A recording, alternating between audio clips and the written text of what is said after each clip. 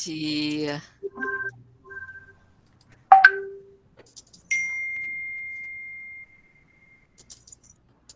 E aí, gente, só para vocês saberem um pouquinho da nossa professora Andréa Pereira Mendonça, né? Ela é professora titular do Instituto Federal do Amazonas, sendo servidora desde 1998, possui graduação em Tecnologia em Processamento de Dados pelo Instituto de Tecnologia da Amazônia, em 97, mestrado em Engenharia Elétrica pela Universidade Federal de Pernambuco, em 2003, doutorado em Ciência da Computação pela Universidade Federal de Campina Grande, em 2010.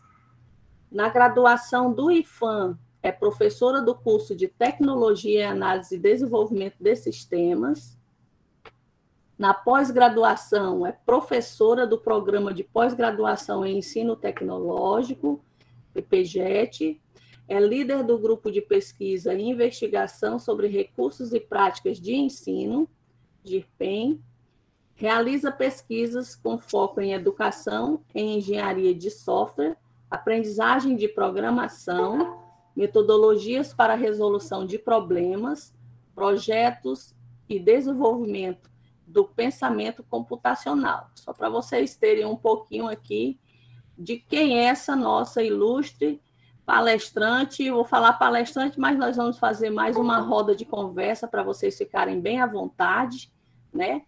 E assim, professora Andréia, ela, em 2015, organizou o livro Tendências e Inovações no Ensino.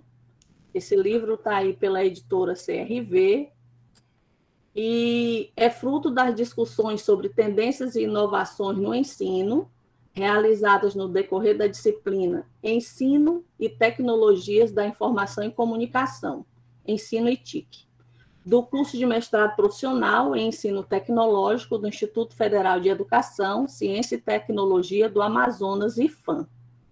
Né? E aí, nesse primeiro livro que a professora Andréa organizou, ela... Nesta disciplina, os próprios acadêmicos, profissionais da educação, com um tempo significativo de experiência, desconheciam muito dos temas tratados, né? Então, ela traz um pouco, ela vai falar um pouco melhor, depois das nossas conversas, ela pode esclarecer melhor esses livros que ela organizou, que também tem muito a contribuir com o que nós estamos fazendo hoje, né? No nosso mestrado profissional. No ano de 2016, a professora também organizou o livro Ensino e Aprendizagem com Tecnologia, tá? Experiências práticas em sala de aula, que também está publicado pela CRV, e esse livro apresenta um conjunto de experiências que integram tecnologias em dois contextos. O primeiro, projetos de aprendizagem desenvolvidos com alunos, e o segundo, a formação inicial e continuada de professores. E aí ela traz as experiências relatadas por alunos do mestrado profissional em ensino tecnológico, né, do Instituto Federal de Educação, Ciência e Tecnologia do Amazonas, nas disciplinas Ensino e Tecnologias da Informação e Comunicação e Aplicações da Tecnologia no Ensino. Então, só para vocês perceberem um pouco das interseções do currículo da professora com a nossa proposta de mestrado profissional, no qual ela também atua no mestrado e doutorado profissional, né? E aí o mais recente, que são as autoras Marcela Farias e Andréa Mendonça, nossa professora palestrante, foi o e-book Concepção de Produtos Educacionais para um Mestrado Profissional, né? E aí, em nossas conversas, eu convidei a professora para vir falar um pouco para nós o que seria esse produto educacional, né, André? Então, a gente organizou aí a nossa fala para hoje de manhã, o nosso bate-papo, e vocês que estão participando, que estão nesse meio para a organização, né, e concepção de um produto educacional, vocês vão ficando bem à vontade para ir tirando as dúvidas no chat, e aí eu vou falando para a professora Andréa, né, o que o pessoal quer saber mais e a gente vai fazendo uma boa manhã com esse tema. Então, desde já, professora Andréia, meus agradecimentos em nome da coordenação, tá, do mestrado profissional em Ciência e Matemática, que atualmente está eu e o professor André Guidini, da área da Biologia, né? E em nome de todos os professores do nosso mestrado, que está presente nesse momento, o professor Gilberto Francisco Alves de Mello. E aí, alunos, aproveitem, né? Nossos professores aí, aproveitem aí a conversa com a nossa professora, doutora Andréa Mendonça. Tenha um grande bom dia, professora, e muito grata por estar aqui conosco. Legal, obrigada, professora Salete. Primeiro dizer que é uma alegria, a gente já ensaiava estar junto aqui já há algum tempo, né? Tudo convergiu para que isso acontecesse hoje. Então, agradecer muito a gente poder trocar ideias, sabe, gente, sobre produto educacional, para que junto a gente possa fazer produtos educacionais de mais qualidade, técnica, de conteúdo, mas também que tenha vida longa em termos de inserção social. Porque a gente não quer pensar em um produto educacional para simplesmente compor os critérios para uma defesa. A gente tem outras intenções com o produto educacional, a gente quer que ele tenha vida longa, que a gente possa ver inserido esse produto educacional, por exemplo, na educação básica, nas disciplinas, se você fez para geografia, para matemática, você quer que outros professores destas áreas de conhecimento possam replicar o produto que foi fruto de sua pesquisa no mestrado e em outros casos no doutorado. Então, assim, é um tema que dá muito pano para manga. Eu queria muito dizer para vocês que, para mim, eu queria que fosse uma conversa entre a gente, não fosse um esquema de palestra, onde um fala e deixa as perguntas para o final. Então, eu acho que a gente pode, à medida que vocês forem tendo alguma necessidade de esclarecimento, vocês podem lançar pergunta, a professora Salete pode ir mediando. E eu acho que, como a gente tem um tempo relativamente bom, a gente poderia fazer 1 hora e 10, depois fazer uma parada, como uma aula, uma coisa bem tranquila, a gente dá uma parada, toma um café, respira, depois volta. Então, façam aí os bloquinhos de anotação de vocês, e eu vou aproveitar para compartilhar aqui a tela com minha apresentação. E, se assim vocês desejarem, eu posso depois enviar para a professora Salete os slides, tá joia? Eu não enviei antes porque eu terminei de ajustar algumas coisas ontem à noite, e aí ela pode compartilhar com vocês de boa, sem problema nenhum, tá joia? Então, gente, no tema de hoje, a gente vai falar, se a gente fosse falar bem esmiuçadamente, esse tema daria uma oficina de, no mínimo, uma semana, né? Se a gente for falar de concepção no detalhe, avaliação bem no detalhe, inserção social.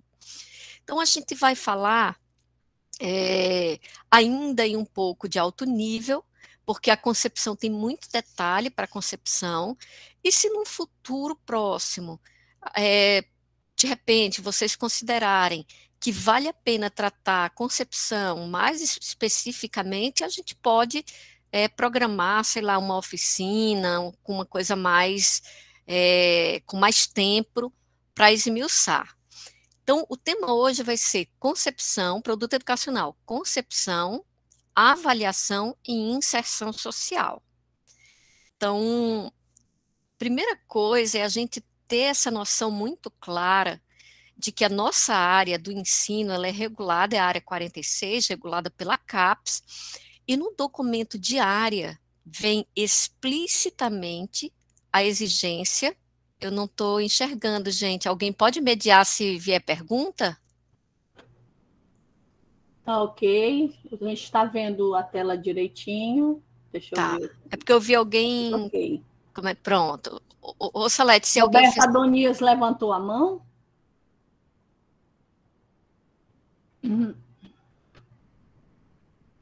A Cássia está com a mão levantada. Cássia também está com a mão levantada. Pronto, pode falar à vontade. Foi sem querer, gente, desculpa, tá? Mas quando vocês quiserem alguma coisa, pode avisar aqui no chat, tá? E também vocês podem levantar a mão e o grupo todo também vai sinalizando, tá bom, gente? Aí, Salete, eu penso que você poderia ir mediando, porque agora eu não consigo ver a interação no chat. Pode ser assim ou alguém? Pode, Tá eu estou bom? com o chat aberto aqui, tá bom? Aí pronto, pode abrir o microfone e interromper à vontade. Tá, beleza. Então pronto, gente, retomando, no documento de área de ensino mais recente, ao de 2019, vem explícito a exigência que para os programas profissionais é necessária a elaboração e validação, por isso que nós estamos falando hoje de concepção e avaliação, e validação de produto desenvolvido pelos pós-graduandos, bem como o acompanhamento dos alunos em sua prática profissional supervisionada. Então, a gente vai tratar hoje especificamente desses dois critérios aqui, elaboração e validação, mas se a gente olhar para o acompanhamento dos alunos em sua prática profissional, eu diria que é o primeiro momento onde a gente faz a inserção social do produto. Então, por isso que a gente fez essa fala na tríade concepção, avaliação, validação e inserção social. Eu sempre gosto de começar uma fala sobre produto educacional com essa imagem, né? Porque ela retrata muito um cuidado que nós, alunos e professores orientadores, temos que ter com relação ao produto educacional. Então, às vezes a gente derrapa quando está concebendo o produto educacional em relação a essa situação que a gente vai tratar aqui. Então, imagina que aqui nós temos o orientador e a aluna da pós-graduação. E este daqui, ó, é o produto educacional, sendo que o público-alvo desse produto era o bebê. Então, vamos lá. Nós temos aqui o orientador, nós temos aqui a aluna da pós-graduação, esse foi o produto educacional criado, e o público-alvo era esse bebê, que é o contexto do que acontece costumeiramente quando a gente desenvolve produto educacional. Observem que nessa situação, tanto o orientador quanto o aluno dizem amar a sua própria criação, que é o produto educacional. Perfeito. Então, elogiam o produto educacional, tanto o orientador quanto a aluna têm uma visão totalmente do produto que foi construído, né, dos elementos que compõem o produto. Então, eles de fato estão amando o produto que eles criaram. Contudo, gente, um cuidado que a gente tem que ter é que o produto não é para o orientador. O produto não é para a orientanda. O produto tem que atender a um público-alvo. Então, se a gente olhar na perspectiva do público-alvo, olha o que esse bebê está vendo. Então, o bebê está vendo, o público-alvo, que é o bebê, ele está vendo, vou usar a expressão, os furicos, né, dos ursinhos que estão compondo o mobile. Então, esse é a gente tende a um derrapamento quando está concebendo o produto, que é muitas vezes de não entender muito claramente as necessidades do nosso público-alvo e ter uma tendência a fazer um produto educacional que pode estar lindo para a gente, mas que pode não estar adequado ao público-alvo a que se destina. Então, para mim, é sempre importante, gente, que a gente esteja com essa pergunta na cabeça. E o público-alvo? Isso atende ao meu público-alvo? Ele tem esta visão que é o que ele deveria ter? Que visão esse público-alvo tem do produto para ele? Então, isso é uma coisa muito importante, senão o produto serve muito mais para o orientador, para o ego do aluno, e não atende às necessidades do público-alvo. Qual é a consequência disso? A consequência mais imediata disso, gente, além de uma inadequação da pesquisa, que é você não ter acertado os rumos da sua pesquisa, não ter de fato respondido o problema, há uma consequência mais adiante, é de que possivelmente você não vai conseguir fazer inserção social do seu produto educacional. E isso é algo que não é desejável. Porque se ele não atende ao público-alvo, você vai ter mais dificuldades em fazer inserção social do seu produto. Então, isso tem consequências duradouras. Quando a gente pensa num produto educacional, a gente sempre tem que estar de olho de que existe uma necessidade que precisa ser atendida. E essa necessidade vem de um público-alvo. Então, olha só, gente, é muito comum alunos de pós-graduação entrarem num curso de pós-graduação e dizerem, nossa, eu ainda não defini meu problema não está claramente especificado. Então, assim, num programa profissional, a gente tem a dádiva de poder trabalhar com problemas da nossa própria prática profissional. Ou seja, quem é professor da matemática, quem é professor das ciências, pode olhar para o seu contexto de sala de aula, identificar problemas, por exemplo, de aprendizado do ensino de química, do ensino da matemática, e estudar este problema no contexto de um programa profissional. Então, se você vai usar, quem é o público-alvo? Pode ser, por exemplo, um aluno do 7º ano. Quem vai trabalhar com formação de professores podem ser professores que ensinam ciências no ensino fundamental.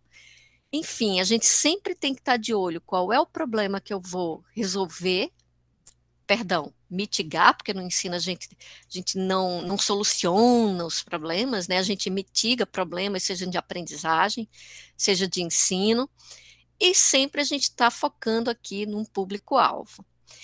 E aí, gente, é importante que esse produto possa ser no futuro utilizado, reproduzido de forma autônoma por outras pessoas. Exemplo, imagina que você construiu um produto educacional para professores de matemática utilizarem com alunos do 7º ano, sendo que você é professor de matemática e está fazendo mestrado, você construiu o seu produto, você testou. Neste caso, você é o aluno, pesquisador, testou, você conseguiu reproduzir porque você próprio foi o criador, mas uma vez que você publica o seu produto educacional, disponibiliza na página, no repositório institucional, ele torna-se de conhecimento público. O que a gente quer agora é que outros professores de matemática se interessem por esse produto e tenham a capacidade de reproduzi-lo de forma autônoma. Ou seja, eu pegar aquele produto e dizer, caramba, eu sou capaz de reproduzir isso com meus alunos, eu vou fazer isso aqui que está dizendo nesse produto com meus alunos do 7º ano da Escola X no Rio Grande do Sul.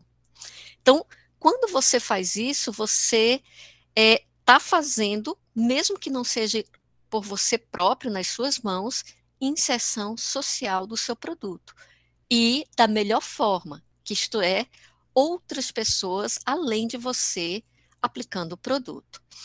Para isso, gente, para que isso aconteça, é importante que o seu produto educacional seja bem construído. Tenha um conjunto de recursos e orientações que apoiem esse professor, que não é você mais, que já tinha tudo na cabeça, ou seja, esse professor que, ao se guiar pelo produto que você publicou, possa reproduzir de forma autônoma. Então, esse é um outro critério que deve estar na nossa cabeça. Com os meus alunos, especificamente, quando eles estão construindo o produto, chegam a um determinado ponto que eles dizem, olha, professora, está aqui, eu acho que já está uma boa versão para a senhora fazer uma revisão, vamos lá.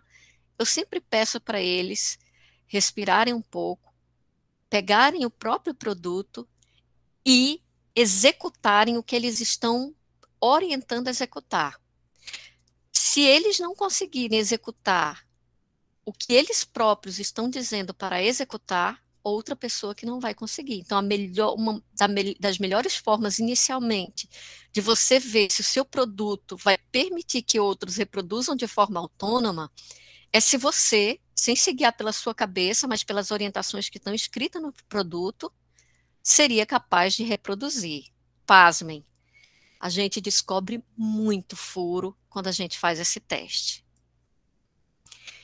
E aí, gente, vem aqui algo que para mim é muito impactante e diferenciador quando a gente pensa entre um mestrado acadêmico e um mestrado profissional, um doutorado acadêmico e um doutorado profissional.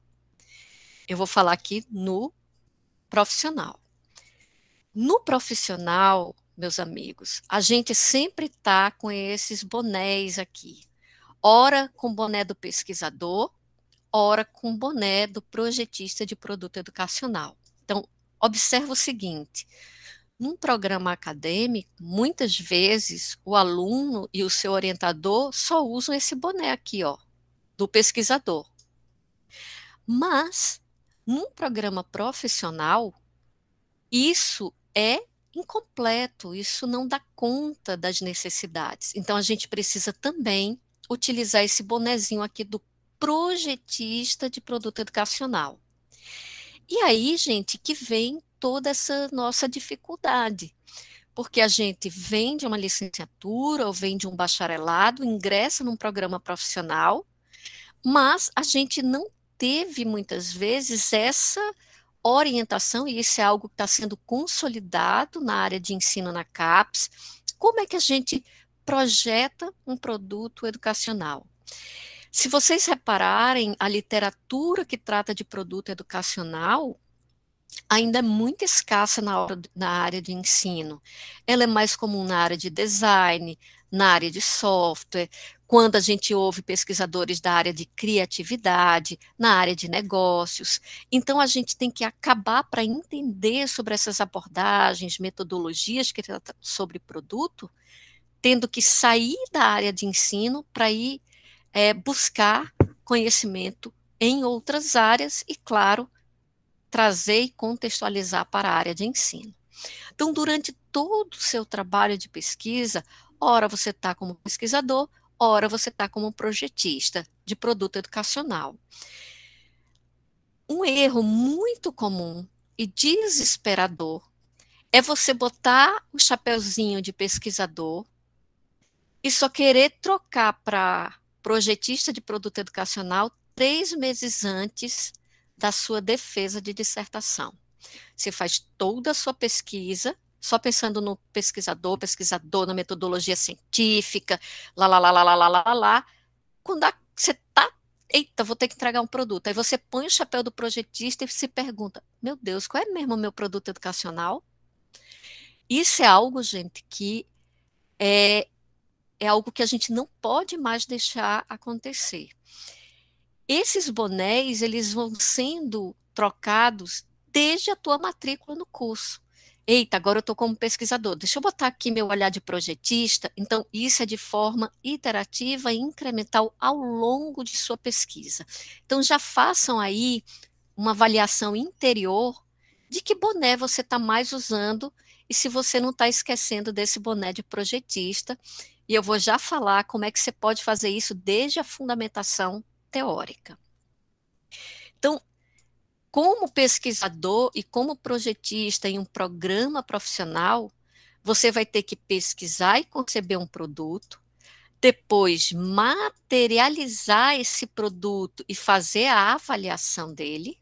Então, você vai conceber, materializar, torná-lo concreto, mesmo que ele seja digital, né? Você não vai imprimir as folhas, não é um material impresso, é um material digital, mas você vai ter que projetá-lo, né? Torná-lo concreto, vai ter que fazer a avaliação e também a inserção social do produto, que muitas vezes começa com você, mas a ideia é que ganhe o mundo, né? Que outras pessoas possam também fazer a inserção social do seu produto, isto é, aplicar o seu produto.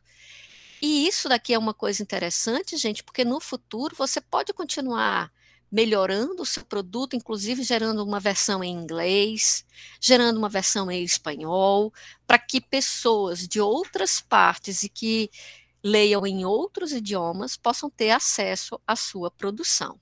Então, a mensagem daqui sempre é: não esqueçam de que em um programa profissional, nós temos que hora estar com o bonezinho do projetista, hora do pesquisador. Não pode ficar o tempo todo só com o pesquisador, nem o tempo todo só como projetista de produto.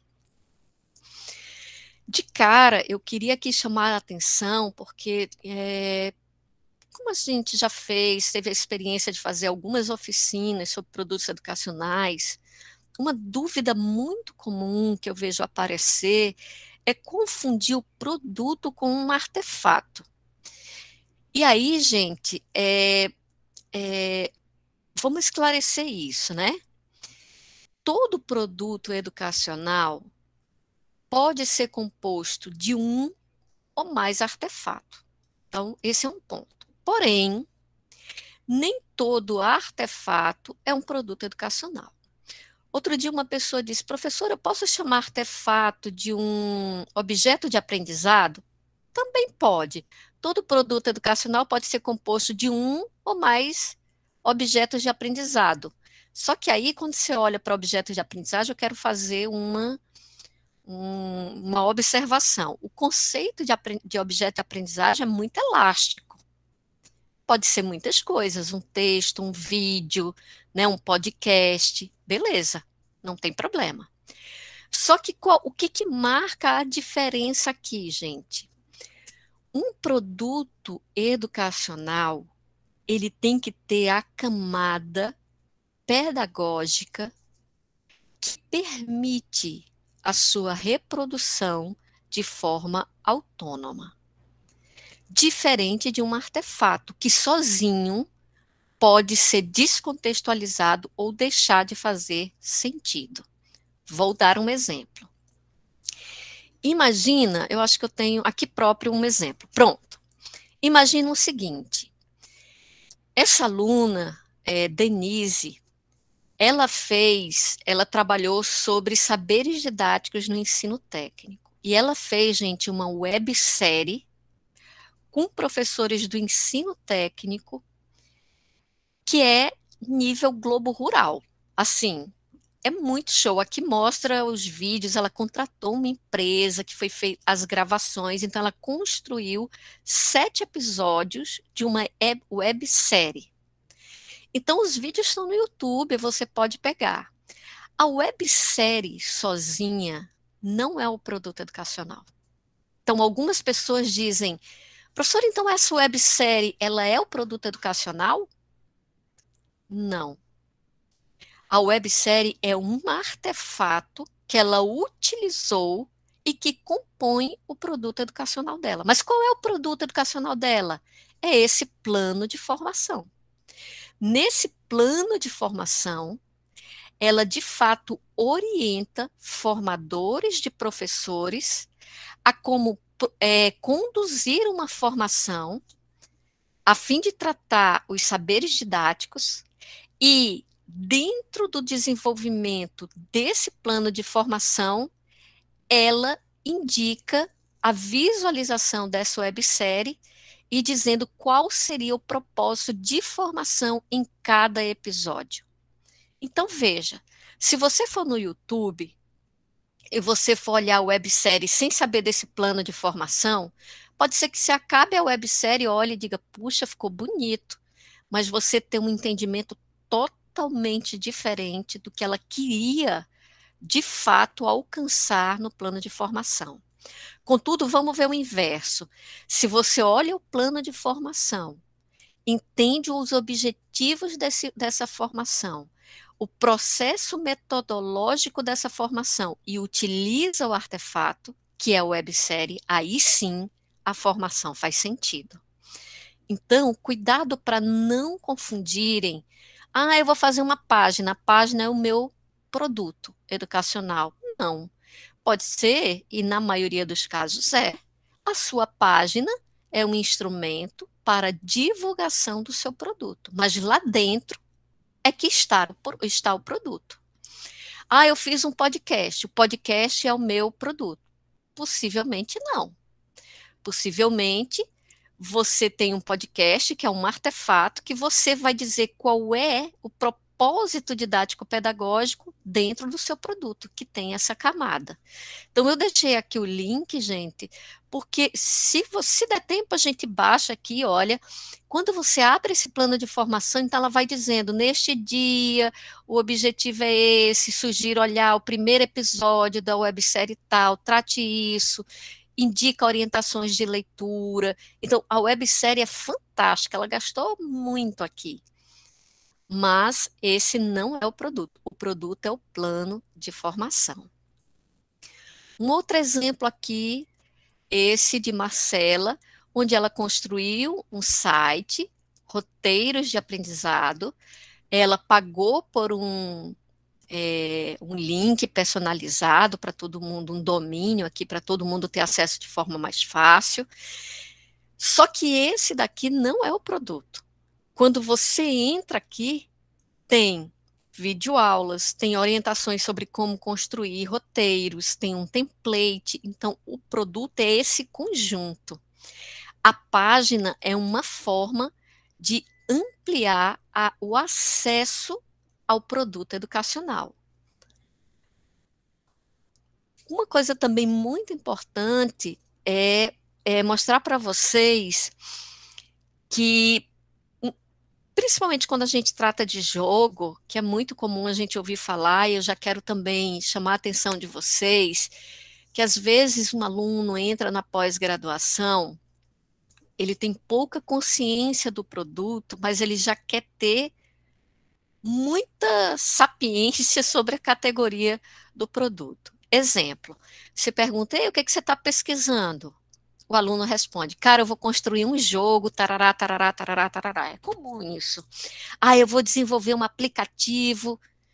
Você está falando da categoria do produto educacional sem nem se dar conta qual é a necessidade. Pode ser que você tenha um problema, uma necessidade de um público-alvo que não necessariamente aponte para um jogo, que não necessariamente aponte para um aplicativo.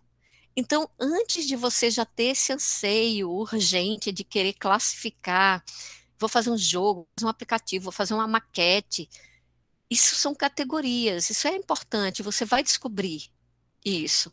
Às vezes a gente tem mais de uma opção, e aí a gente tem que escolher daquelas opções o que é a mais adequada ou viável. Viável do ponto de vista financeiro, tecnológico e de tempo. Então, a gente vai falar daqui a pouco sobre isso. Mas esse daqui, gente, eu trago como um exemplo para que vocês vejam que o chapeuzinho do pesquisador e o do projetista, ele tem que ficar intercambiando o tempo todo na pesquisa, porque a ideia do produto, o refinamento desse produto, ele não surge no último mês da sua defesa, prévia à tua defesa. Ele acontece ao longo do tempo. Alguém sinalizou, pode falar à vontade. Só para te dizer, André, que o Matsunaga falou aqui no chat, né, que usou esse site da Marcela para fazer meus roteiros. Olha aí a inserção social, né? Olha a inserção social, exatamente. Muito obrigada por falar. Olha só, gente, essa daqui é uma aluna nossa, Jane, e ela estava trabalhando com um jogo para um ensino de biologia. A versão final do jogo é essa daqui, ó. Essa é a versão final do jogo. Deixa eu marcar aqui num ponteirinho. Essa é a versão final do jogo aqui, ó, tá? Então, eu vou falar para vocês dessa versão final do jogo.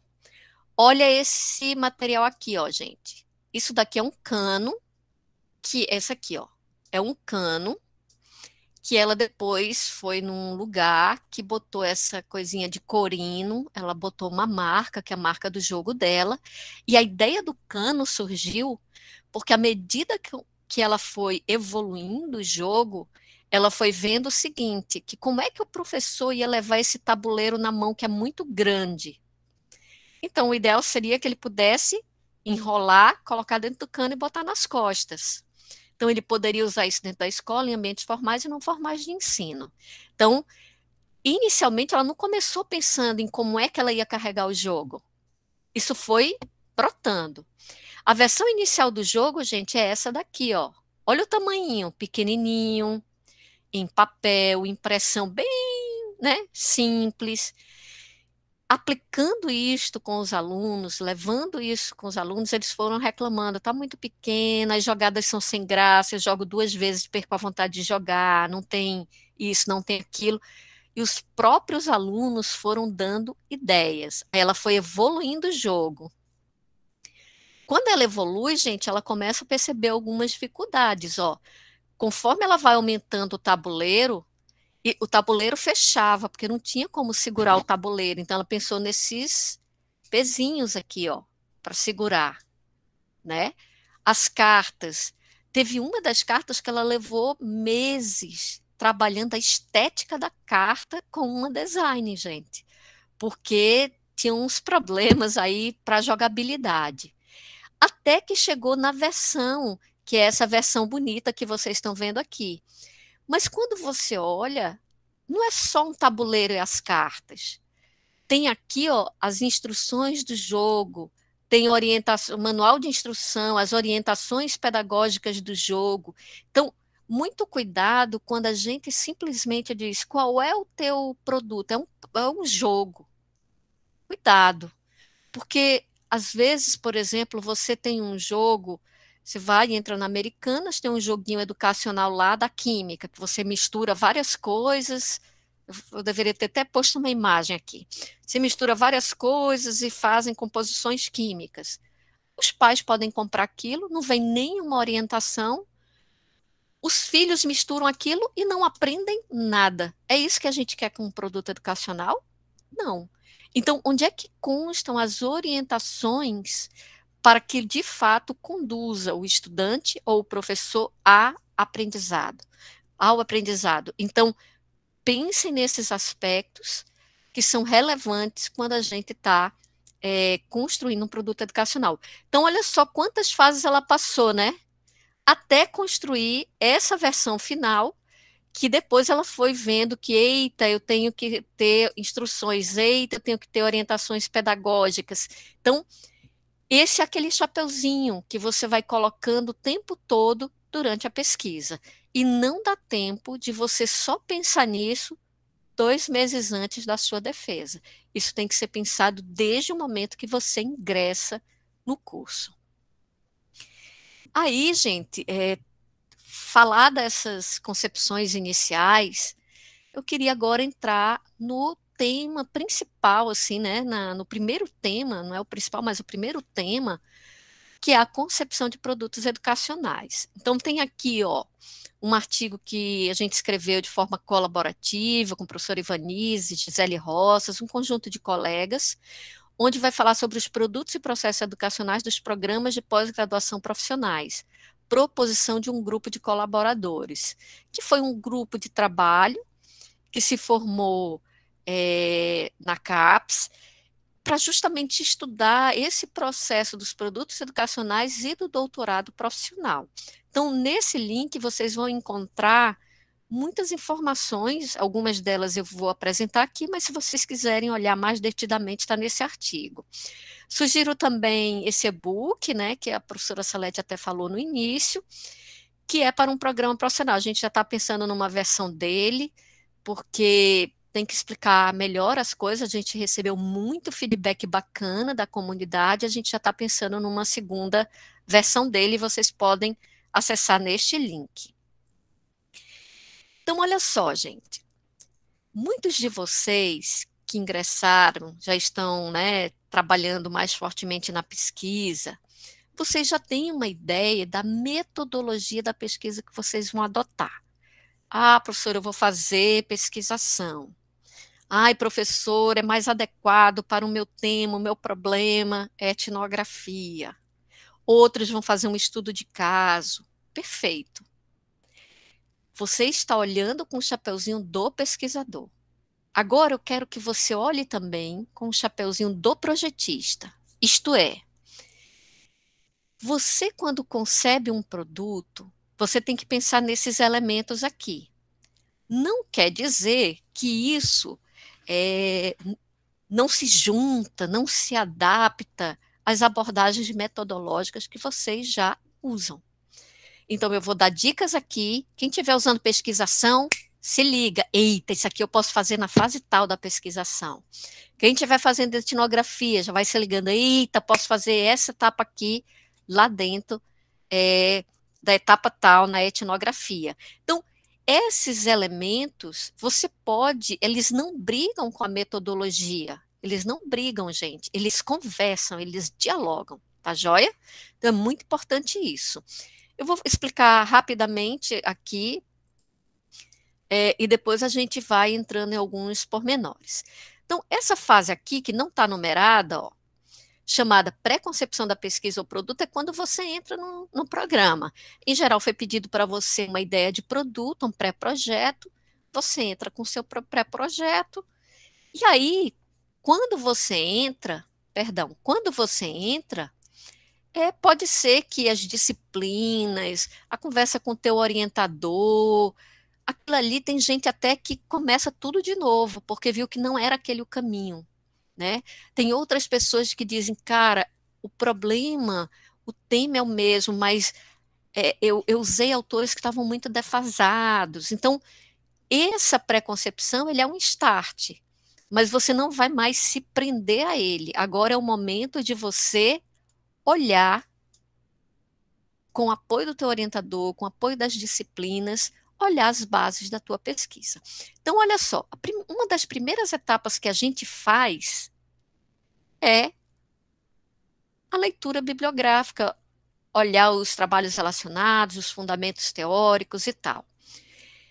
Se você botar o chapeuzinho do pesquisador, você quer compreender os conceitos, você quer compreender o estado da área, né? Como é que está a área nessa temática? O que foi produzido? Que faltas existem nessa área?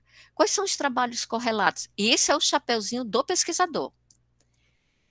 Quando você construir isso, você põe agora o chapeuzinho do projetista e se pergunte, tem produto educacional que já foi feito? Deixa eu olhar aqui os produtos. Essa área eu estou trabalhando, por exemplo, com a EJA. Qual é o público-alvo? Adultos, estudantes adultos. O que eu sei de estudantes adultos? Que necessidades esses estudantes adultos têm? Então, você, como projetista de produtos educacionais, vai começar a olhar para essa literatura, além de só ver o conceitual, você vai ver assim, o que desse conceito eu levo para o meu produto educacional? O que o entendimento desse meu público-alvo leva para o meu produto educacional? Vou dar um exemplo aqui bem simples. Você está trabalhando com alunos da EJA. E aí você detecta uma série de questões numa visita que você fez, do tipo, as pessoas têm dificuldade visual, a sala de aula é pouco iluminada, você tem uma série de observações que você trouxe no seu caderninho de campo. Você vai dar conta da sala iluminada? Não dá, né, minha gente? Olha, tem que entregar um kit de iluminação. Não, você não vai fazer isso. Mas olhar para isso diz o que sobre o seu produto? Eita, meu produto tem que ter um tipo de fonte, um espaçamento entre linhas que dê maior conforto visual para esse meu leitor adulto, que além de ter problemas visuais, né, já usam óculos, têm dificuldades, ainda estudam em salas que têm menos iluminação e tudo mais. Então, o que você pode melhorar no seu produto? Cara, eu vou ver quem fala quais são as tipologias mais adequadas para conforto visual. Tem algo que diz especificamente sobre estudantes adultos? Qual seria o espaçamento de letra? Então, a construção do seu produto, você já tira. Por que você escolheu essa fonte? Por isso. Por que está espaçado desse jeito? Por aquilo. Então, você começa a justificar as escolhas que você está fazendo no seu produto educacional. Então, isso é algo muito importante. Outro detalhe, você está descobrindo, sei lá, vamos supor que lá pelas tantas você realmente vai fazer um aplicativo, vai usar algum software, e você sabe que o teu público-alvo são estudantes de escola pública. O que isso diz quando você está fazendo essa investigação? Cara, eu vou investigar se tem software gratuito. Porque se o meu público vem de escolas públicas, eu não posso usar como artefatos dentro do meu produto bancos de imagens ou outras tecnologias que sejam pagas, porque isso seria um impeditivo para escolas públicas. Então, quando a gente está fazendo, gente, a base da pesquisa, a gente tem que estar, claro, dando respostas conceituais, teóricas, mas eu também tenho que botar o chapeuzinho do projetista, olhar e dizer, cara, o que isso quer dizer para mim sobre o meu produto? E uma coisa muito importante que a gente não faz, em geral, desculpa, não é que não faz, mas em geral não faz ou faz muito aligeirado, é o conhecimento do público-alvo.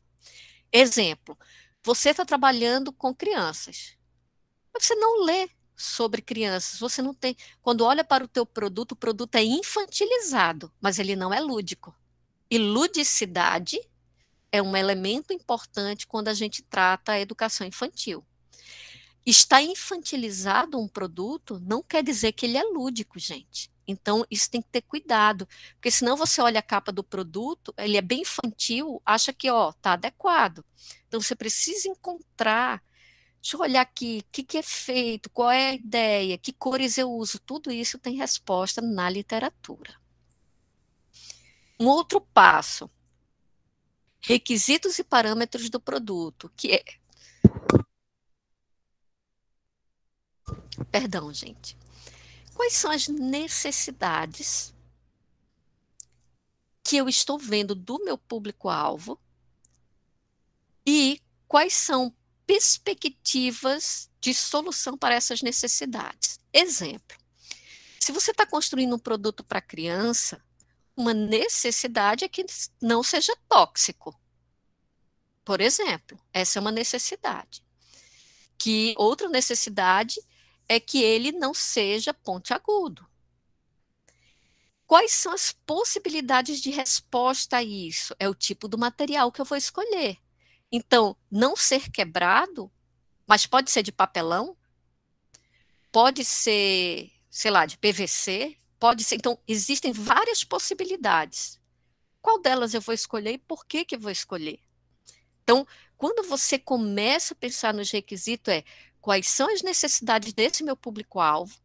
Para uma necessidade, pode ser que eu tenha mais de uma opção para atender, e qual delas eu vou realmente escolher em virtude do atendimento daquela necessidade e também de outros pontos, como, por exemplo, o encarecimento do produto.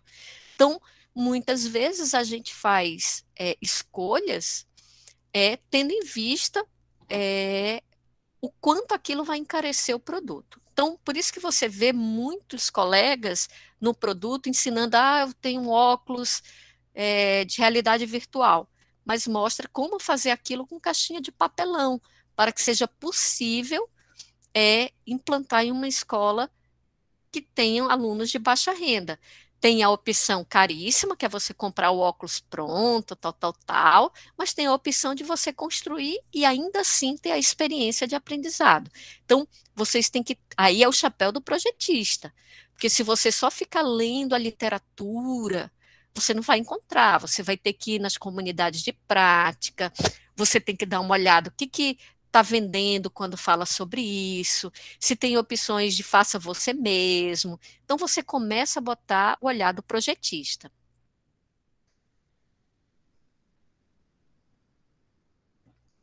Gente, uma das tarefas mais difíceis que eu tenho visto é essa daqui, ó. Porque, veja bem, o produto que vai ser publicado, que é esse daqui, ó, o produto que vai ser publicado na página do programa, no repositório institucional, após a avaliação da banca, é o produto final. Mas, minha gente, para chegar nesse produto final, você já fez e refez vários protótipos. A exemplo disso que eu mostrei exatamente aqui, ó. uma versão, um protótipo, outra versão, outro protótipo, chegou nessa, ainda não foi suficiente, teve que criar esses elementos. Então, essas melhorias nesses protótipos até chegar a essa versão final, gente, isso demanda tempo. Então, o protótipo é algo que você tem que ver com muito cuidado. Então, olha só, você começou, por isso que eu digo que não pode ser uma coisa que você faz 1 mês antes, 2 meses antes de defender, você vai construindo a ideia. Então, você quer criar um guia didático. Comece a escrever seu guia didático. Pense na capa, pense como é que você vai organizar. Vou organizar em partes, eu vou colocar cores para simbolizar as partes. Então, o que eu vou trazer? Então, você começa a construir uma. Depois, você pode fazer aquela primeira rodada que eu disse de avaliação, ó. Então, tem gente que escolhe fazer o produto de uma vez e depois levar para avaliação. Deixa eu falar disso aqui rapidinho. Gente, todo produto educacional ele precisa ser aplicado. Essa é a primeira avaliação que você faz do seu produto. No caso do mestrado, há casos em que você não aplica na sala de aula, mas você faz, por exemplo, a avaliação com o comitê ad hoc, por exemplo. No doutorado profissional, isso aqui é obrigado e é necessário que ocorra mais de uma vez, ou seja, tem que ter mais de uma avaliação. Então, olha só, você fez o protótipo, você pode fazer a avaliação do teu protótipo, que você já está chamando de produto, né? A gente faz um protótipo, mas não chama ele de protótipo, chama de produto, leva para aplicar numa escola, faz análise dos resultados, escreve na dissertação bem bonita, e aí tem gente que nem quer fazer a revisão do produto, né? Não, professor, pelo amor de Deus, a gente não já disse que não é bom, então não precisa revisar. Não, gente, revisa o produto. Se você fez uma análise e já viu que tem pontos que tem que melhorar, sejam estéticos, seja da linguagem, revisa o teu produto e depois gera a versão final e publica. Então, o protótipo, ele é muito fundamental, porque ele é uma das primeiras versões do teu produto e você pode fazer várias versões. Assim como você faz várias versões do teu texto da dissertação, tem aluno que faz assim, versão 15, versão 16, já estou na versão 27 do meu texto de dissertação. Também existem diferentes versões do seu produto educacional. E isso vai melhorando incrementalmente. Então, você constrói o seu protótipo. Em geral, você não precisa cuidar tanto da estética, você cuida logo primeiro da questão organizacional, da linguagem. A linguagem, gente, não é a linguagem da dissertação. Veja, quem é o público que vai ler a sua dissertação? A banca, primeiramente, é o seu orientador e a banca, quem primeiro vai ler seu trabalho. Olha esse público, a banca, seu orientador. Depois que ela for publicada, possivelmente vai ser lida por outros pós-graduandos e por outros pesquisadores daquele tema. Vamos supor que o seu trabalho fosse para estudantes do ensino fundamental 2, teu produto educacional. Me diga, eles vão ler sua dissertação? Os alunos do ensino fundamental, você vai fazer um produto para alunos do ensino fundamental 2 no estudo de geografia, certo? Esse é o seu produto. Os professores vão usar com os alunos. Muito bem. Você não pode pegar os trechos da tua dissertação e colocar lá, segundo Beltrano, tarará. Aquele professor da educação básica que vai usar teu produto, ele tem 40 horas em geral, trabalha 2 turnos, está aperreado para fazer um negócio que ele queira gerar alguma inovação, mas que seja factível para ele. Então, essa linguagem tem que ser fácil, tem que ser uma linguagem acessível para esse professor que vai colocar isso na educação pública. Você tem que encher aquilo de recursos que ele possa usar. Ele vai olhar, eita, já tem uma videoaula que eu posso utilizar, massa. Eita, já tem exemplos de exercício, massa. Eita, me deram sugestão de uma sequência didática, beleza. Então, você não pode pegar os textos da dissertação e botar lá no produto, é outra linguagem o produto. Então, em geral, no protótipo, para as primeiras versões, você escreve no Wordzão, organiza as partes, leva para o teu orientador, pega um monte de sugestão, volta, cria uma nova versão. Volta, cria uma nova versão. Depois, você faz aquele testezinho que eu lhe orientei. Você pode, por exemplo, dizer, tá, e se eu for aquele professor que vai pegar pela primeira vez meu produto? Deixa eu ver se eu teria todas as informações. Você lê com calma. Se tá chato para você, oxente, que dirá para o professor da educação básica? Se você chegou num ponto que você não compreendeu, oxi, que dirá para o professor da educação básica? Se tem um ponto lá que você não está conseguindo fazer só pelo que está escrito no produto, então o professor da educação básica não vai conseguir reproduzir de forma autônoma. Você gera uma nova versão. Aí, você pode ir para a sala de aula, depois você diz, tem gente que leva antes para um design, né? Isso é uma opção, já levar para um design, já arrumar. Tem outros que deixam para fazer apenas na versão final, porque é um recurso caro. Mas vamos lá, você vem, aplica na sala de aula. Aplicou o seu produto, fez análise. Professor, e análise? Aí, esses instrumentos é aqueles que você decidiu avaliar. O que está lá nas tuas questões de pesquisa? Que instrumentos de coleta de dados você se propôs? Que tipos de técnica você vai usar? É análise de conteúdo? É análise textual discursiva? É qualitativo? É quantitativo? Então, essa análise do teu produto educacional, e a gente vai falar já já aqui, que existem duas possibilidades. Eu querer avaliar o produto e querer avaliar o desempenho com o uso do produto. Qual é a diferença? Imagina que eu pego o produto. Gente, deixa eu falar isso mais na frente, senão vai dar uma confundida aqui básica. Então vamos lá. Fiz o meu protótipo, refinei o protótipo, apliquei na sala de aula, fiz análise, analisei os dados, vi quais são as limitações, vi quais foram os pontos que deram tudo certo, revisei o meu produto, né? E gerei a versão final. Perfeito.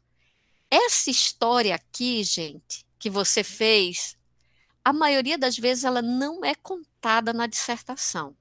E isso era algo que até nos meus alunos eu não contava. Falava tudo, de um monte de coisa, mas eu não contava a história de como saía aquele produto. Atualmente, eu faço questão que os meus alunos eles são orientados a dizer por que que a capa é daquele jeito, por que que ele escolheu aquelas cores. Por que está dividido naquelas partes? Por que tem tais orientações? Então, tudo aquilo no produto tinha uma justificativa que ficava escondida. A gente não contava isso. Só que quando a gente conta isso na dissertação e um outro aluno pega e olha e diz, eita, caramba, olha o que ele percebeu, vou ter que perceber isso no meu também. Então, você ajuda as próximas gerações de pesquisadores a também contar essa história. Mais recentemente, a CAPES sugere que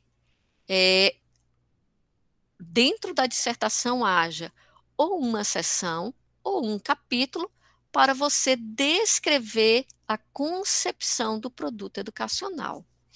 Gente, tá claro isso? Isso tudo que eu falei tá aqui, tá, gente? Tá claro isso? E aí, pessoal, Muito alguma claro, pergunta? muito claro. Sim, sim. A meu ver, está indo muito claro. Linguagem de Perfeito. fácil compreensão. Professora, palestra maravilhosa. Ótimo. Massa. Ótimo também. Deixa eu falar uma coisa para vocês, que é um cuidado também, e que na minha experiência, gente, eu quero compartilhar isso com vocês, que a gente vai tendo essas experiências, vai refletindo sobre elas.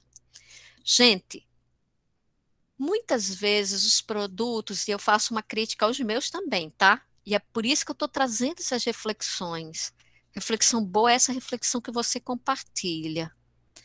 Muitos dos meus produtos, eles vêm assim, um guia didático. Eu estou me cansando disso. Porque eles não refletem a natureza de como as coisas acontecem. Precisa ir mais a fundo e a gente não está indo. Eu vou dar um exemplo para ficar claro. Olha só. Em geral, os nossos produtos precisam avançar um pouco nos critérios de inovação. E aí, a gente, para isto, precisa olhar um pouco o público-alvo, um pouco a dinâmica de como as coisas acontecem. Se vocês pararem para observar muitos produtos educacionais que têm saído dos programas, eles enfocam apenas uma vertente do que acontece na prática. Vou dar um exemplo. Se você dá aula no ensino fundamental, é um guia didático para professores e esses professores pegam esse produto e ensinam para os seus alunos. Se for formação de professores, é um guia, um plano de formação onde um formador forma os professores. Mas tem mais coisas aí. Aí eu vou provocá-los.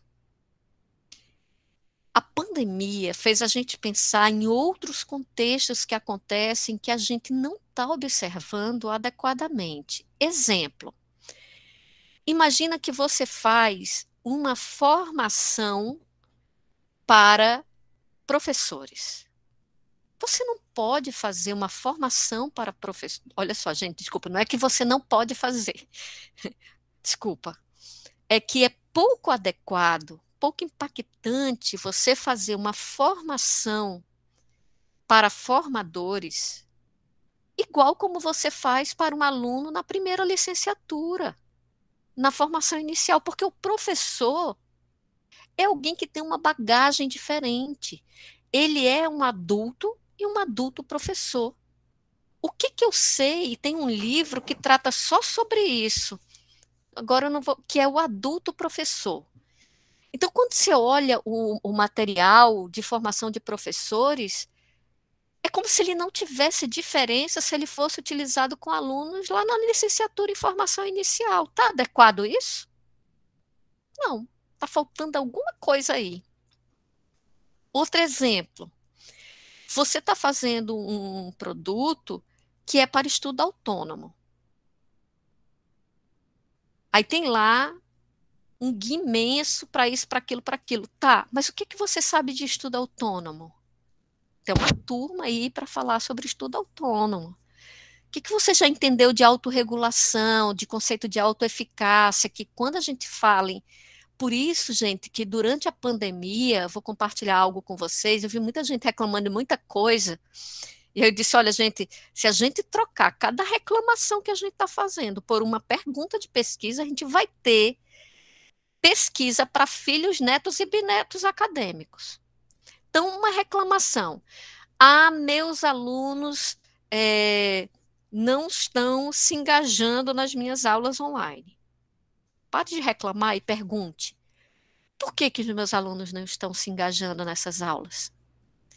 Essa pergunta parece muito trivial, boba. Reflete um pouco sobre ela. Entende o que significa engajamento. Engajamento é a mesma coisa que estar ativo. Aí você vai refinando essa pergunta. Então, talvez você chegue numa pergunta, refinando ela, que é: por que os nossos alunos não sabem se autorregular autonomamente? E tudo nasceu de uma reclamação que você transformou em pergunta. Então, quando você olha para essa autorregulação, gente, existe um catatal de material só tratando sobre isso, e é algo que a gente precisa abordar nos nossos produtos educacionais. Porque, considerando o novo contexto de vida da gente, eu não sei nem se é novo, mas eu creio que a gente vai ter que investir em produtos que deem conta desse aspecto da aprendizagem autodirigida.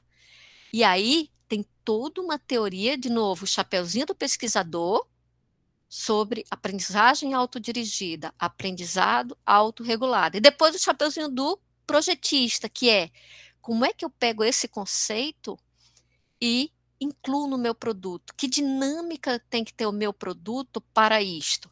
Talvez no seu produto tenha que ter orientações de organização de agenda do aluno, tem que ter orientações para a gerência do tempo, do ambiente de trabalho, que inclui inclusive o computador. Como é que se organiza tuas pastas? Então, são pequenas orientações que você pode dar dentro do teu produto que pode melhorar a eficácia do aluno em autodirigir-se na sua própria aprendizado. Então, o que eu quero dizer com isso, gente, é que quando a gente olha para esse processo, eu quero dizer que se a gente olhar com calma para o que está se aparecendo, né, para as necessidades do público-alvo, para essas questões, a gente vai fazer cada vez mais produtos educacionais mais ricos. Dúvida ou sigo? Professora Andréia, você tocou num ponto, eu acho essencial, né? Porque às vezes nós ouvimos nossos colegas reclamarem muito, né? Ah, os meus alunos não prestam atenção. Mas você precisa se olhar. O que que eu estou fazendo, né?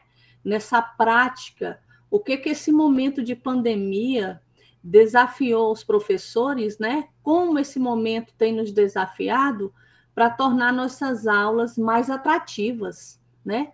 Como nós podemos chamar a atenção de forma virtual, porque é esse momento, né, Andréia, que nós estamos aqui de forma remota, gente, conversando com vocês, tem mais de 31 pessoas aqui, viu, Andréia? Gostaria de informá-la. Legal. E, assim, a linguagem da nossa conversa está maravilhosa. Eu penso que veio no momento certo, né, para a gente também se indagar. Eu acho muito bacana, Andréia, que você traz esse olhar de se olhar, né? Eu preciso me olhar, eu preciso também analisar e refletir nesse processo como eu mudei, né? Exatamente. E como eu preciso mudar para que nossas aulas sejam mais produtivas, né? Eu digo assim, gente, eu acho que o nosso bate-papo, você precisa dar menos, fazer as pessoas serem mais criativas, pensar mais, porque o grupo todo pode se ajudar melhor. Eu achei muito interessante, professora, quando você coloca para quem é o produto, quem usa, né? Se é o aluno que está usando, então qual é a linguagem adequada para esse público-alvo? Então, isso é muito importante, né? Porque você pode estar escrevendo o produto como aquela linguagem da dissertação, aquele mesmo teor, e você fez um alerta aí muito claro para os nossos colegas aqui. Era um pouco sobre isso que eu queria dizer. Então, nós precisamos nos olhar também, né, Andréia, para o momento, né? O que é inovador para o momento? O que o momento está sugerindo, né? E eu estou muito feliz com a nossa conversa até então. Legal. Vou deixar contigo, minha amiga. Salete, você me fez lembrar de uma coisa. Uma vez uma professora numa banca, era sobre um joguinho digital para criança. Aí ela chegou e foi avaliar o produto, ela disse, olha, todas as observações que eu vou falar aqui, eu só estou sendo a interlocutora, mas quem avaliou foram meus 2 filhos, que são crianças. Olha o que ela fez, ela pegou o produto, que era para criança, pegou os filhos dela e disse, olha, brinca com isso aqui e vê aí o que está adequado, o que não está adequado, vê aí, vai dizendo para a mamãe. Aí eles começaram a jogar, mãe, isso aqui está assim, isso aqui não está. Só que eles não sabiam do que se tratava, ela foi anotando tudinho. Chegou lá e disse, você não observou isso aqui não, e depois ela foi fazer o olhar dela de banca. Então, isso é interessante, porque eu quando eu estou numa banca assim, eu aprendo tanto. Falo, olha que massa. Olha que massa que a gente está aprendendo aí sobre a avaliação. Alguém mais quer falar? Eu vi algum som? Professora Simone e a Edna, acho que foi em seguida. Pronto, fiquem à vontade. É porque a professora tocou num ponto muito importante, né? Compreender esse momento atual. Um dos pontos que me chamou a atenção é compreender esse momento atual e compreender, tipo, o tema da minha dissertação ou o tema da minha tese, para me saber que cultura eu quero atingir, ou seja, que público-alvo eu quero atingir. Né? Porque, vamos supor, se eu trato de práticas culturais não formais, por exemplo, pronto, né?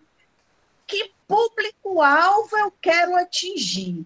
Se eu quero trazer essas práticas não formais para dentro da sala de aula, aí eu vou instigar. Que concepção de produto educacional a gente pode trazer para esse momento, nesse contexto atual? Eu não vou dar resposta do que eu penso, não, professora, é só para a gente refletir um pouco, viu? Não, mas é isso mesmo. Porque a gente está vivendo esse momento e eu sou muito assim, eu não dou respostas, eu não gosto de dizer para os meus orientandos como eu penso, porque eu quero que o produto, a dissertação tenha muito assim a cara deles, sabe? Assim, eu quero que tenha um pouco da autonomia deles, mesmo sendo uma dissertação. Que eu trabalho com a terapia desconstrucionista, que ela sai um pouco dessa visão estruturalista, né? Dessa visão de método. A gente chama de atitude metódica para fugir um pouco do método. Né? Onde a gente trabalha assim com diálogos ficcionais e a gente traz, através desse diálogo, as teorias, né? E vai significando no uso todo o processo de construção da dissertação. E daí, eu gostei quando tu colocas essa situação, né, do projetista e do pesquisador. Porque, geralmente, o orientando, ele deixa o produto educacional para o final. E isso não é bom, né? Porque o produto educacional ele tem que caminhar junto. Mesmo a gente sabendo que ele vai surgir da investigação. Mas, desde o início, eu tenho que estar pensando, tá, dessa investigação, o que eu penso de produto educacional? Né? Eu tenho que estar sempre olhando para aquilo ali com um objetivo de algo. Mesmo que esse algo que eu estou pensando não seja possível no tempo que eu tenho para fazer, que é um tempo de 2 anos, extrapolando com essa pandemia aí, 36 meses. Aí a gente fica refletindo. Como fazer, como mudar, né? Porque foi tudo muito rápido, né? Com a pandemia veio um ensino remoto, tudo de forma remota, outras perspectivas de produtos surgem, outras perspectivas da forma de ensinar surgem, outras, como é que eu posso dizer? Outros recursos são utilizados para ensinar, e assim, o professor se vê numa situação que ele vai jogar vários jogos de linguagem. Ou seja, ele tem que aprender muita coisa num espaço de tempo muito curto. E daí tomar decisão, qual caminho ele tem que seguir. E isso ele não pode deixar nem o orientador e nem o orientando para o último mês, né? E nem para os últimos minutos. Que aí fica tudo muito angustiante, todo mundo muito angustiado. Aí é que vem a questão, né? Aí é que vem a questão. E aí, gente, pensando nisso... E concepção de produtos educacionais, né? A gente pode dar dicas aqui para eles já irem repensando, né, nessas questões, né? Com esses temas assim adversos que vêm surgindo, né, nesse atual contexto educacional. É isso que eu deixo para ti, assim, falar um pouco com tua experiência. Tá certo. E aí, gente, pegando esse gancho que a professora exatamente mencionou, veja que essa setinha, ó, de idas e vindas aqui, ó, não quer dizer que é uma sequência, sair da base, vou para o requisito, depois sair do requisito, vou... Não. Tem horas que você está aqui no protótipo e você tem que revisitar uma literatura, vá, volte, retroalimente. Então, isso é algo importante e não, isso aqui são orientações, isso aqui não é uma camisa de força não, tá, gente? Isso aqui também é outra coisa importante para dizer. Isso aqui não é uma camisa de força, isso aqui são orientações que vão te guiando. Então, lá na base da pesquisa, você está fazendo teu referencial teórico metodológico, bacana. Já começa a pensar no público-alvo, já vê quais são os ajustes que você vai fazer na definição do problema e nas questões, anota teus insights de solução, que às vezes você vai tendo insights. Pode ser que alguns desses insights vire o seu protótipo e vire o seu produto final. Pode ser que seja uma grande besteira, você está anotando, mas que não vai para canto nenhum. Anote. Você só vai saber se você tiver esses registros. A gente tem, gente, nesse link que eu passei aqui, ó, além do e-book, a gente tem esse Canvas aqui, que para cada ponto, olha, para cada ponto, ó, e tem base da pesquisa, tem um Canva, ó, base da pesquisa, você pode colocar os tópicos aqui, ó, do teu referencial teórico, do que você pensa do teu referencial metodológico, vai mudando, não tem problema, risca, põe um outro embaixo. Isso vai te dando um conforto, um mapa mental de como você está organizando as coisas na sua cabeça. E tem outra dica que eu dou, gente. A pesquisa não é algo linear. Às vezes eu vejo assim, puxa vida, meu orientador apagou tal coisa, por que ele não disse que já que ele queria daquele outro jeito? Minha gente, às vezes vendo a orientação do trabalho, a gente diz, cara, isso ficaria melhor agora desse jeito. E isso não é para morrer, não, nem é para matar. Isso é para a gente aprender, então a gente risca, põe aqui, no final você vai vendo a formação do mestre, que é do cara que resolveu problemas, que olhou várias vias de solução, descartou algumas, apostou em algumas, mas na frente avaliou, aprendeu com aquilo, viu que não era totalmente adequado, riscou também, até que chegou. É isso que é pesquisa. Às vezes a gente conta no trabalho da pesquisa, introdução, fundamentação teórica, metodológica, não sei o quê, parece que foi tudo linear. Mas o texto, ele representa a história que nós estamos contando, né? De tal modo que outros possam compreender o resultado. Mas o vivido não é linear. O vivido tem essas idas e vindas que estão representadas aqui. Então, esse Canva, gente, a gente sugere até que imprima em A3, você vai riscando, põe na parede do guarda-roupa, põe na parede do quarto, você está sentado um belo dia olhando, revendo aquelas anotações, tem outros insights, organiza melhor. Então, são exemplos, por exemplo, para cada etapa, ó, tem o que você vai colocando e no e-book tem orientações sobre como pensar. Então, ao invés de você começar pensando já no protótipo, lá no primeiro passo, qual é o tipo, se vai ser um guia, se vai ser um software, veja que isso só aparece no terceiro ponto. Você pode ter insights, mas não tenha pressa de definir logo. Quando eu digo pressa a gente sempre tem, né? Mas o que eu digo assim, não seja imprudente de definir logo.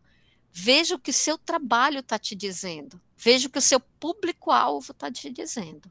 Tá? Professora Andréia, Oi? a Edna aqui levantou a mão. Ah, tá certo, pode ficar à vontade. Edna? Olá, professores, bom Tudo dia. bem? Tudo. Esse nosso momento está sendo muito enriquecedor para mim, né? E um dos pontos que também me chamou a atenção, que eu também considerei, diante do que a professora colocou, eu achei realmente importante, foi a questão do contar a história da construção do seu produto, né? Que é você dizer o porquê daquela fonte, o porquê daquela cor, a estética, porque também ela é importante, né? Eu gostei muito de você contar na dissertação esses passos, porque muitas vezes a gente olha para o produto final, mas a gente não entende, assim, traz informações que pode auxiliar o outro. Poxa, por que o vermelho, por que o verde, ou por que essa seta, ou por que essa imagem? Enfim, eu achei, assim, bem importante, e no meu, com certeza, terá. E tem outra questão que você toca aí, por exemplo, às vezes você vê um colega que pediu prazo, né? Pediu prazo para prorrogação da defesa. Então, ele viu no regimento que tinha prorrogação de prazo e pediu. Ele vai se sentir, vendo os colegas dele defendendo, muitas vezes arrasado. Ele vai falar, caramba, quando você olha o relato dele, ele foi aplicar o produto lá numa cidade ribeirinha, Isso. num grupo de alternância. Quando você vê como casou, o que aconteceu, cara, você olha assim e fala assim, caramba, que riqueza de material. Verdade. Entendeu? Outra coisa que você mostra quando você tem esses registros, quem lê o que está sendo colocado aqui é o Brasil inteiro.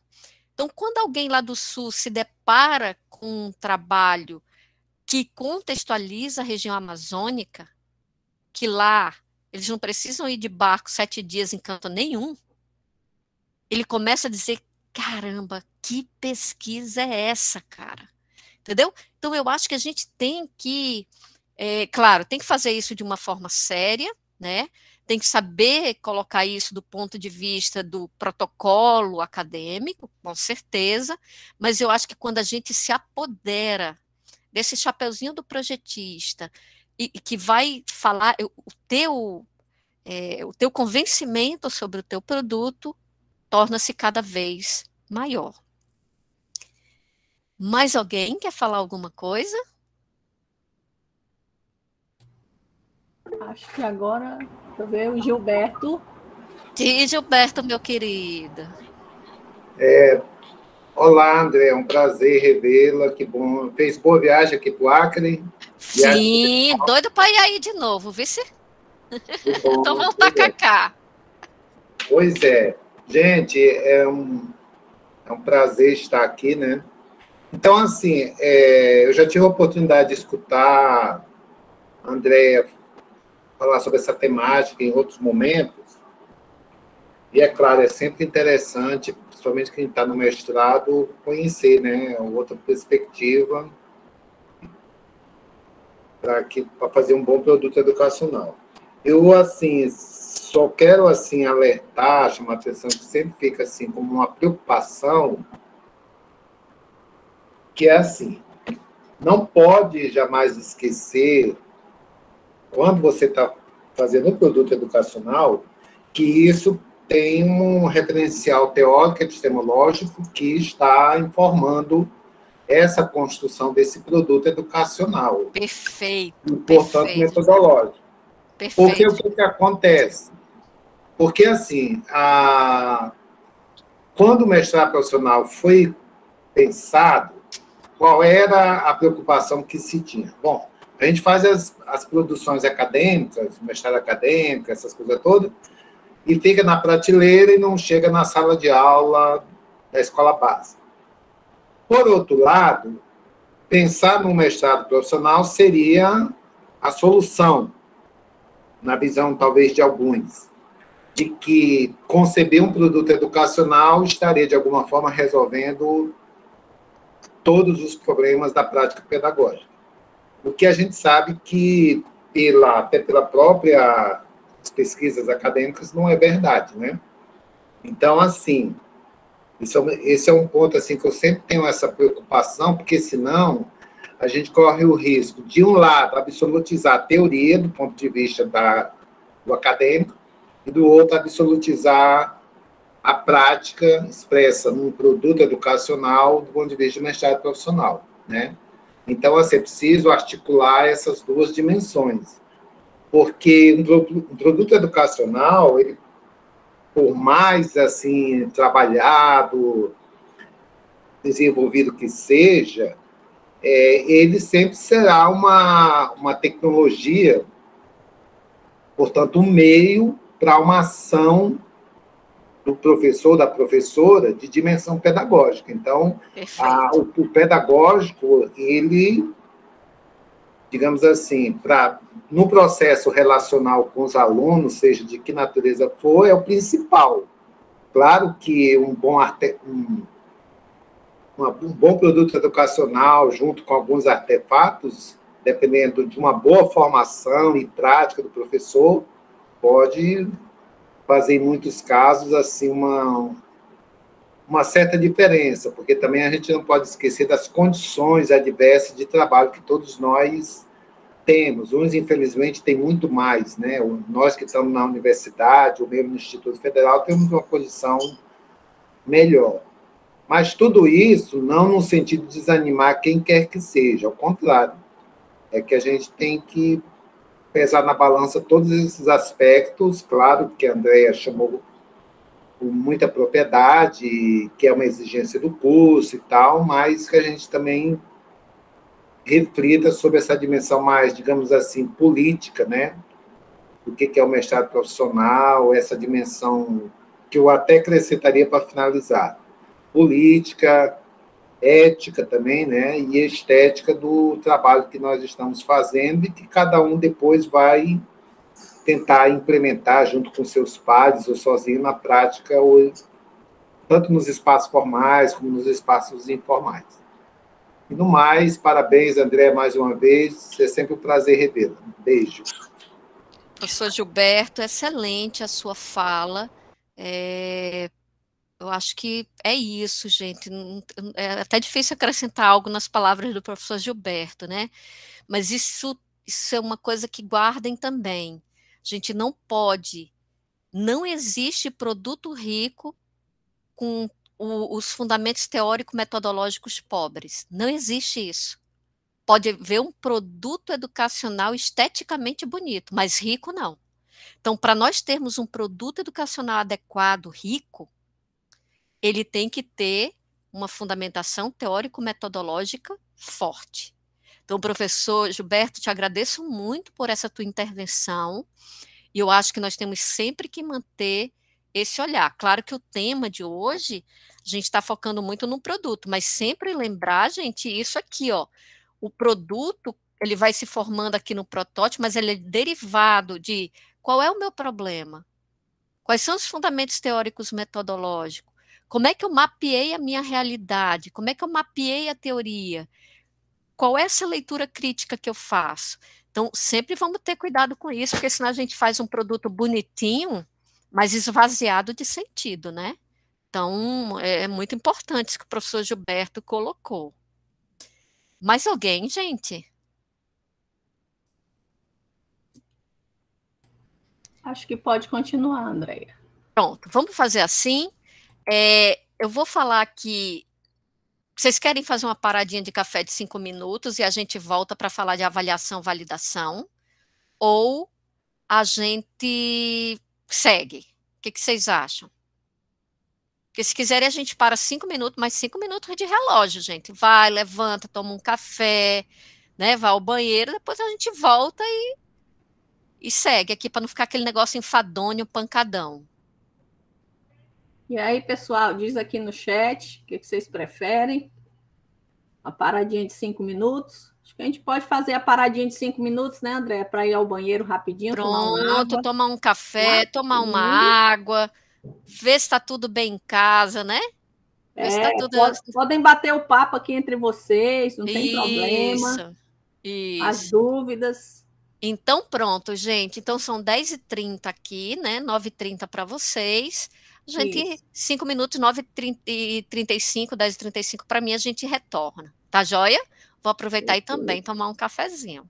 Aí a gente volta e fala de avaliação. Tudo bem, Andréia. Valeu. Valeu.